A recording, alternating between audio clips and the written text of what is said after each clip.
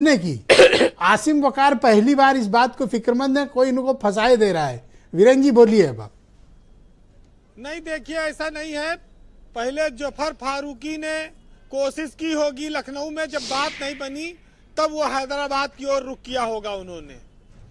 तो इसके पीछे ये भी मंशा हो सकती है कि चूंकि आसिम वकार ने पहले भी ये मुद्दा उठाया था, तो जफर फारूकी उनको चुप कराने के लिए उनके बड़े नेताओं के पास गए हों, उनसे सोशल मीडिया पर ट्वीट कराई अपनी फोटो। तो ये चिढ़ाने का काम वो कर रहे हैं, लेकिन इससे उनके द्वारा किए गए जो अतीत के भ्रष्टाचार हैं, जमीनों की लूट है, वो इससे कहीं खत्म नहीं हो जाएगी, वो कम नहीं पड़ेगी। ब्रजेश जी, वक्फ के लेकर जो जेपीसी आई है, वो जेपीसी क्या चाहती है? जो नया कानून है वो क्या चाहता है, उस पर मैं दो शब्द कह दूं कि नया एक्ट ये कहता है कि जितनी वक्फ संपत्तियां हैं उनका पंजीकरण अनिवार्य किया जाएगा। जमीन का जो विवाद है उसका निपटारा किसी संस्था से नहीं होगा, वो अदालत से होगा। और वक्फ बोर्ड में सीईओ की नियुक्ति होगी और महिला मेंबर भी शामिल हो सकती हैं। ये सारी चीजें उसकी प्रमुख बातें हैं, जिसकी वजह से इस पर काफी विरोध हुआ और इसको लेकर फिर एक जेपीसी बनाई गई। और आजकल वो देश के विभिन्न राज्यों में घूमकर जाकर वक्फ बोर्डों से और मुस्लिम समाज के लोगों से मिलकर बात कर रही है। वक्फ जिस ईमानदारी से, जिस नेक नियति से और हमारे बुजुर्गों द्वारा समाज की भलाई के लिए की गई थी, वो वक्फ का अब उद्देश्य समाप्त हो चुका है। लोगों ने जमीनों को कमाने का साधन बना लिया, दुकानें बनवा दी, किराया वसूलने लगे, करोड़ों की संपत्तियां बनाने लगे।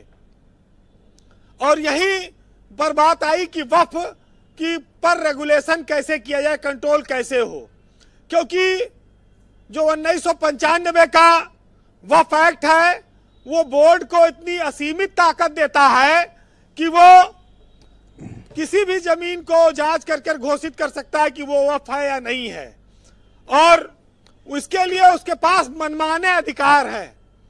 तो इसका फायदा बोर्ड में 20 साल से बैठे लोग उठाए। क्यों जफर फारूकी बार बार उत्तर प्रदेश सुन्नी सेंट्रल वक्फ बोर्ड के चेयरमैन बनते हैं? आज ये बात सामने आई कि सुन्नी और शिया वक्फ को मिलाकर 1,15,000 संपत्तियां करीब हैं उत्तर प्रदेश में, जिसमें करीब 14,000 हेक्टेयर जमीन वक्फ की है। और सरकार का यह दावा है कि इसमें 11,000 जमीन सरकारी है, 78% जो आपने बात कही थी जी। तो ये दान की जमीनों पर जो लूट चल रही है उस पर अब ये कमेटी चर्चा कर रही है। तो स्वाभाविक है कि अगर योगी जी ने इसको भूमाफिया बोर्ड कहा है तो एक दिन में तो कहा नहीं, वो 8 साल से मुख्यमंत्री हैं, उन्होंने इस बात को जाना होगा। लेकिन चूंकि इलेक्टेड बोर्ड है, निर्वाचित होके आता है, इसलिए उसको सीधे हटा पाना सरकार के लिए आसान नहीं है। और यहीं पर जफर फारूकी जैसे लोग इसका फायदा उठाते हैं।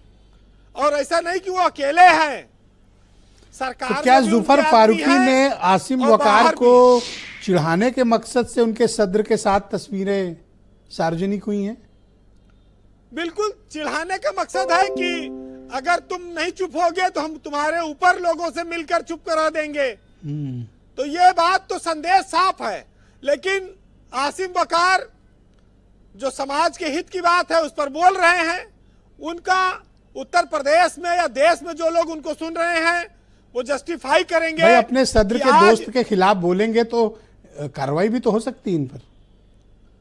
कार्रवाई हो जाए। यूपी में आसिम वकार के अलावा पार्टी भैया के है, इतनी बड़ी शौकत एक ही आदमी तो लोग जाना थे माई अम्मा शौकत अली को नहीं बाकी ये कहीं आप ले लो डोरी कमंडल, हम चले, हमें दूसरी पार्टी बुला लेगी।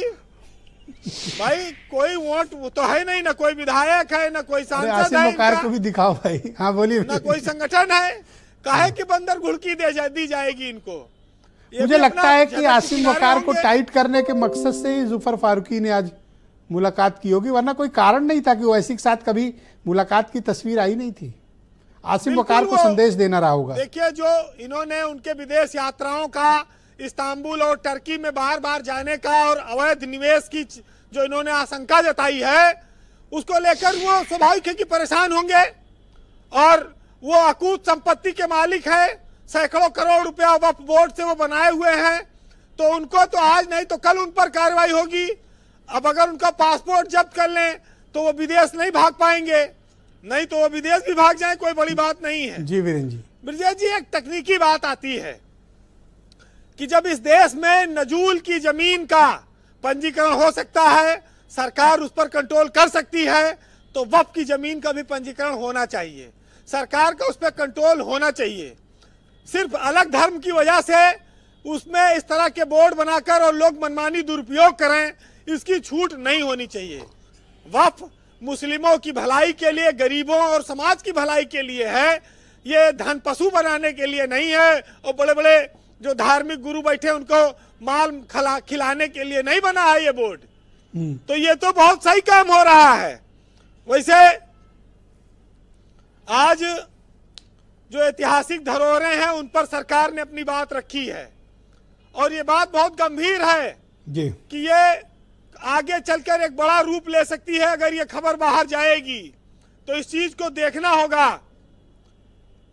हम लोग तो सिर्फ इतना मानते हैं कि हम लोग गंगा जमुना के शहर में रहते हैं, हिंदू मुस्लिम भाई भाई का नारा कहते हैं, लेकिन हमारे दोनों तरफ कुछ ऐसे लोग हैं जो अपने निजी स्वार्थ में करोड़ों बनाने के लिए कौम को गुमराह करते हैं।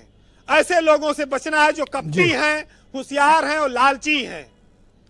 फिलहाल वक्फ बोर्ड की संपत्ति को लेकर सरकार को चाहिए कि वहां पर स्कूल बनवा दे, गरीबों के लिए धर्मशालाएं बना दे, जो बच्चे अनाथ हैं उनके लिए रहने की व्यवस्था बना दे, जिसका मूल उद्देश्य हमारे बुजुर्गों ने समझकर वक्फ किया था जमीन को। जी वीरेंद्र जी, कंक्लूड करें।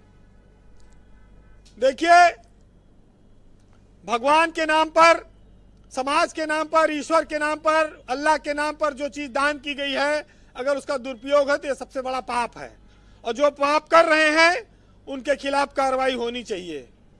फिलहाल आप सुनिएगा कि जो लोग आज गलतियां करके जा रहे हैं उसका भुगतान आने वाले समय में कई पीढ़ियों को करना पड़ेगा। कि जहां से अम्न के पंछी उड़ान भरते हैं, उसी दरख्त के पत्ते लगान भरते हैं। और मैं जब चराग जलाता हूं रोशनी के लिए, अंधेरे तेज हवाओं के कान भरते हैं।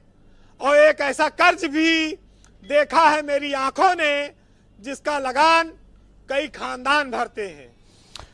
बहुत शुक्रिया वीरेंद्र जी, आपका बहुत बहुत धन्यवाद ग्राउंड जीरो से अपना फीडबैक और ओपिनियन हम तक प्रस्तुत करने के लिए। बहनों भाइयों, आज मेहमान नवाजी से जेपीसी के सदस्य थोड़े खफा भी थे, क्योंकि एयरपोर्ट पर उनको रिसीव करने तहसीलदार स्तर के, नायब तहसीलदार स्तर के अधिकारी भेजे गए थे।